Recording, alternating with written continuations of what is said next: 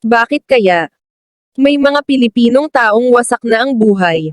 Pero ayaw pa ring sumuko kay Jesus Christ.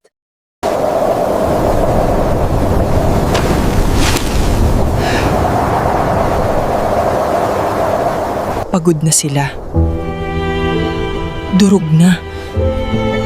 Wala nang masandalan.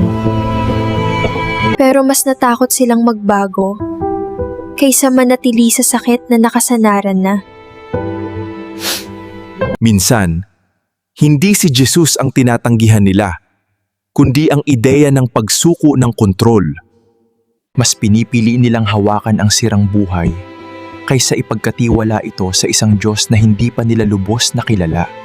Pero kahit ilang beses siyang tanggihan, hindi umaalis si Jesus.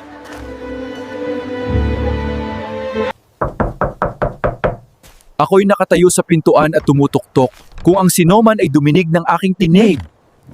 Tahimik siyang kumakatok, naghihintay hanggang handa ka ng bumitaw.